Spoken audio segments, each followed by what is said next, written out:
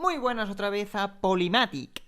Hoy quería hablar sobre la validez de los tests para indicar si alguien es superdotado o no. Sobre esto se ha hablado mucho ya, se ha criticado mucho, se ha cuestionado mucho sobre los tests. Simplemente quiero dar mi opinión al respecto. Los tests de superdotación, los tests que están diseñados para detectar las altas capacidades, realmente lo único que indican, lo único en lo que son relativamente buenos, es para detectar pues el pensamiento racional reflexivo sobre todo. La mayoría de las pruebas de los tests están orientados al pensamiento reflexivo, a la capacidad de razonamiento. Todos hemos visto estos tests en los que hay pues series, ¿no? Normalmente son 3 series y debemos concluir, debemos deducir cuál es el elemento que falta en la última serie, ¿no? Esto básicamente es razonamiento. Y sí, pues evidentemente que eso es un buen indicador hasta cierto punto de nuestra capacidad de razonamiento. Pero realmente está aplicado a un campo muy específico, que son pues estas figuras con esas formas, etcétera. Otra cosa es, por ejemplo, razonamiento aplicado a ideas o a ideologías o a posiciones o a posturas, que es muy distinto. Porque una cosa es hacer una deducción sobre unas figuras, que sí, que estás aplicando el razonamiento también, y otra cosa muy distinta es saber argumentar, por ejemplo. Otras características mentales que suele evaluar los tests son pues la capacidad lingüística, pero más aplicada a conocimiento sobre palabras, a hacer relaciones entre palabras, cosa que bueno, que eso también depende mucho de tu bagaje cultural, de lo que hayas leído o no, ¿sabes? Es que son muy relativos los test, realmente. También, por ejemplo, te evalúan las capacidades matemáticas. Yo cuando hice el test, pues me pusieron a hacer muchos cálculos. Eran sumas, pero sumas de 4 filas y 4 dígitos cada fila, ¿no?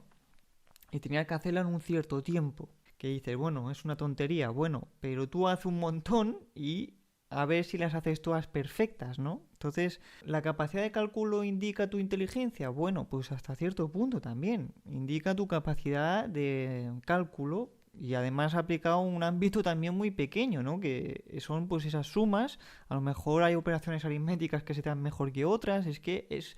Realmente los test son muy relativos, son más bien orientativos, ¿no? Cuando tú haces el test, a ti te dicen, pues sí, te hemos detectado altas capacidades, pero realmente te está orientando. Una persona que a lo mejor no pase el test tampoco significa que no sea superdotada, ¿sabes? Porque a lo mejor también se ha dicho muchas veces que influye el estado emocional, el nerviosismo que tú puedas tener a hacer eh, los tests. Otra cuestión de los tests que yo vi bastante floja es para...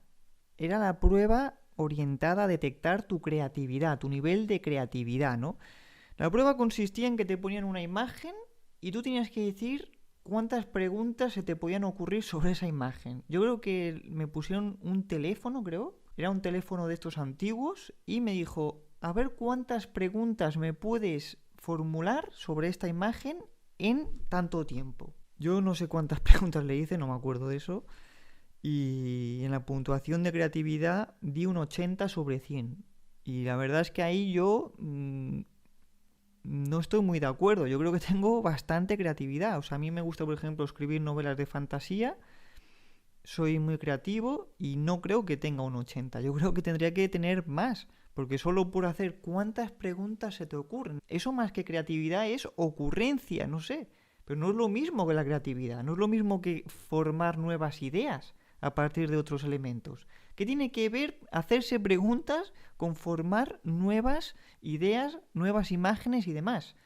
Yo es que esa prueba no la entiendo, o sea, no concuerdo con su procedimiento, no me parece que sea muy efectivo eso, la verdad. Luego también había pruebas de memoria, pero de memoria a corto plazo, evidentemente, porque si las pruebas te las tienen que hacer en unos pocos días, no te van a hacer una prueba de memoria a largo plazo. Entonces, pues a lo mejor te hacían leer un texto y luego tenías que poder reproducirlo con la máxima exactitud posible. Y dices, bueno, pues... pues eso, es que son pruebas relativas, ¿no? Que yo creo que son más bien orientativas, por tanto tampoco hay que obsesionarse todo con el test. Sí que es verdad que cuando tienes las dudas de si eres superdotado o no, necesitas una prueba, un indicador objetivo de que lo eres. Necesitas que de algún modo, que algún método objetivo, con presunción de objetividad, de racionalidad, pues te diga que sí, te lo confirme.